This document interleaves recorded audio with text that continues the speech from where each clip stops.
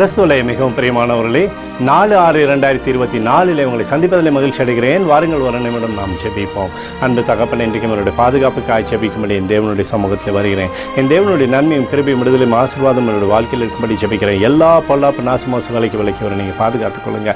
என் தேவனுடைய கரம் இவரோடு இந்த அற்புதத்தை செய்வதாக முடியும். நிறைவானது இவருடைய வாழ்க்கையில் இருக்கட்டும் அப்பா. அற்புதத்தினால் இவருடைய வாழ்க்கையை நடத்தும்படி ஜெபிக்கிறேன். இயேசு கிறிஸ்து சிந்தின பரிசுத்த ரத்தத்தை இவர் மீதும் ஒரு குடும்பத்தின் மீதும் ஒரு செய்கிற சகல காரியத்தின் மீது பூசுகிறேன். ஆகவே இந்த நாள் முழுவதும் மகிமையில் இவரை நீர் நடத்தும்படியாக ஜெபிக்கிறபடி கிருபை ஒன்றே இருக்கட்டும் அப்பா.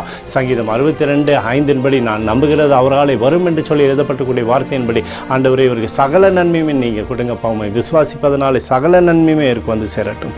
இயேசுவின் நாமத்திலே ஒப்புக்கொடு ஜெபிக்கிறேன் நல்ல பிதாவே, ஆமேன். பிரியமான ஜெப பங்காளரே, ஒரு நிமிடம் நம்ம இந்திய தேசத்திற்காகவும் ஜெபிப்போம். அன்பு தகப்பனே, 4/6/2024 இந்திய தேசத்திற்காக ஜெபிக்கும்படியாக என்னுடைய சமூகத்தில் வருகிறேனப்பா. தேசத்தை நீர் நன்மையினாலே திருப்தியாக்கும்படி ஜெபிக்கிறபடி கிருபை உம்முடைய கோலும் கைத்தடியும் தேசத்தை தேற்றட்டும். உடைய அன்பின் அபிஷேகம் தேசத்திலிருந்து செயல்படும்படியாக நீர் செய்தள்ளும்படியாக ஜெபிக்கிறேனப்பா. உடைய நிறைவு இருக்கட்டும். சிறந்த தலைவரை எங்களுக்காக நீர் உருவாக்குவீராக. நன்மையானது தேசத்தில் உண்டாகட்டும். எங்களுக்காக அடித்து நொறுக்கப்பட்டிருக்கூடிய இயேசு கிறிஸ்துவும் ஒரு சிந்தனை வெளியேறப்பட்ட ரத்தத்தை வைத்து ஒப்புக் கொடுக்கிறோம். அத்தோடு இந்திய தேசத்தில் எழுப்புதலை தரும்படியாக ஜெபிக்கிறேன்.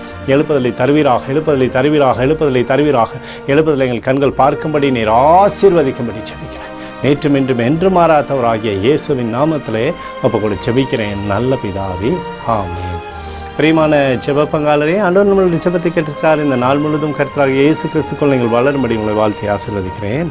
ஆமென்.